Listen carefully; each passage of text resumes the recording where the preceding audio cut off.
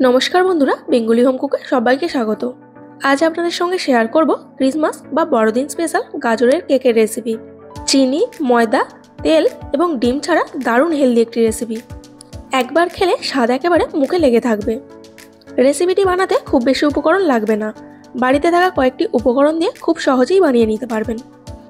তাহলে চলুন এই গাজরের কেক কিভাবে বানাবেন দেখে নিন। গাজরের কেক বানানোর জন্য একটা বড় বলে নিয়ে নেব 1/3 কাপ দেশি ঘি।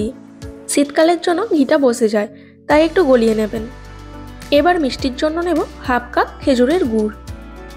আপনারা যতটা মিষ্টি পছন্দ করবেন সেই মতো গুড় অ্যাড করে নেবেন।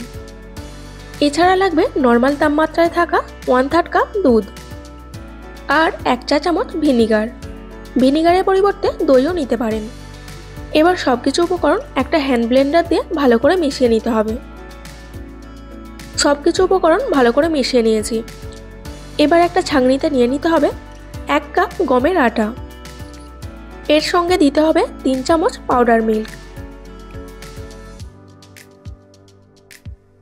1 চা চামচ বেকিং পাউডার, 1/2 চা চামচ বেকিং সোডা আর সামান্য একটু লবণ। এবার সব উপকরণগুলো চেলে নেব। এখানে যেহেতু গমের আটা নিয়েছি, তাই অবশ্যই পাউডার মিল্কটা নিতে হবে, তবেই টেস্টটা সব থেকে ভালো আসবে। যে কোনো কেক বানানোর সময় শুকনো উপকরণগুলো চেলে নেবেন, তাহলে কেকের ব্যাটারটা খুব সুন্দর স্মুথ হবে। আটা আর গুঁড়ো দুধ চেলে নিয়ে এবার ভালো করে মেশাতে থাকবো। ব্যাটারটা একটু ঘন হয়েছে, তাই আরও একটু দুধ অ্যাড করছি। আবারও ভালো করে মিশিয়ে নিয়ে এবার দিয়ে দেব গ্রেট করা গাজর। আমি এখানে দুটো মিডিয়াম সাইজের গাজর গ্রেট করে রেখেছিলাম। ছোট গ্রেটার দিয়ে গাজরগুলো গ্রেট করে নেবেন, তাহলে গাজর এইরকম মিহি হবে। এবার দেব এলাচ আর কাঠবাদাম গুঁড়ো। 3টি এলাচ আর 5টি কাঠবাদাম গুঁড়ো করে নিয়েছি। আবারও সব কিছু উপকরণ ভালো করে মিশিয়ে নেব। চাইলে কাঠবাদাম নাও অ্যাড করতে পারেন, তবে দিলে টেস্টটা খুবই ভালো আসে। অবশ্যই সামান্য একটু এলাচ গুঁড়ো দিতে ভুলবেন না। এলাচের গুঁড়ো দিলে ফ্লেভারটা ভালো আসবে। ব্যাটারটা একটু ঘন আছে, আরও একটু দুধ অ্যাড করছি। আমার এই ব্যাটারটা বানাতে মোট 1/2 কাপ দুধ লেগেছে। প্রথমে 1/3 কাপ দুধ দিয়েছিলাম, পরে বাকি দুধটা অল্প অল্প করে অ্যাড করেছি। আপনারাও এইভাবে দুধটা অ্যাড করবেন, তাহলে ব্যাটারটা পারফেক্ট হবে। একেবারে সব দুধটা দিলে ব্যাটারটা পাতলা হয়ে যেতে পারে। এবার ব্যাটার একদম রেডি। দেখুন, গাজরের কেকের জন্য ঠিক এই রকম ঘন ব্যাটার করতে হবে। এর থেকে পাতলা করলে কেকটা ফুলবে না। গাজর গ্রেট করার পর গাজরটা চেপে একটু জলটা বের করে দিতে পারেন, না হলে গাজর থেকে খুব তাড়াতাড়ি জল ছেড়ে ব্যাটারটা পাতলা হয়ে যাবে।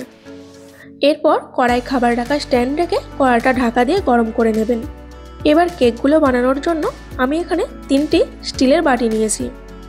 সবার বাড়িতে কেক টিন না থাকলেও এইরকম স্টিলের বাটি তো অবশ্যই থাকে, তাই আশা করি এই কেকটা বানাতে আপনাদের কোনো রকম অসুবিধা হবে না। প্রত্যেক বাটিতে সামান্য করে তেল বা ঘি দিয়ে বাটির গায়ে লাগিয়ে দিতে হবে, যাতে কেকটা খুব সহজে উঠে আসে। বাটিতে তেল লাগিয়ে নিয়ে বাটিতে ব্যাটারটা দিয়ে দিতে হবে। বাটির অর্ধেক করে ব্যাটার দেবেন, কারণ কেকটা ফুলে উঠবে।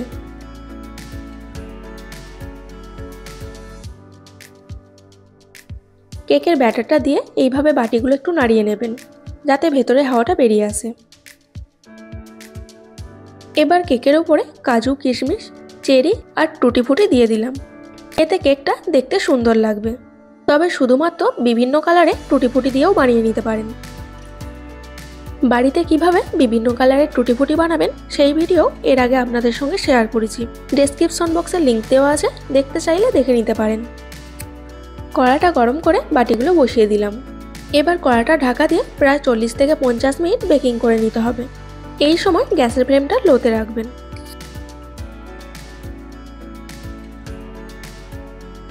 45 থেকে 50 মিনিট পর ঢাকা খুলে একটা কাঠি দিয়ে চেক করে নেবেন কেকটা হয়েছে কিনা। কাঠির গায়ে ব্যাটার না লেগে থাকলে বুঝবেন কেকটা পারফেক্ট হয়েছে, আর যদি ব্যাটার লেগে থাকে তাহলে আরও কিছুক্ষণ বেকিং করে নেবেন। এবার কেকটা ঠান্ডা করে নিয়ে বাটির ধারগুলো ছুরি দিয়ে এইভাবে একটু কেটে নেবেন, তাহলে দেখবেন কেকটা খুব সহজে উঠে আসবে। এবার গাজরের কেক একদম রেডি। দেখুন, এবার ভেঙে দেখাচ্ছি।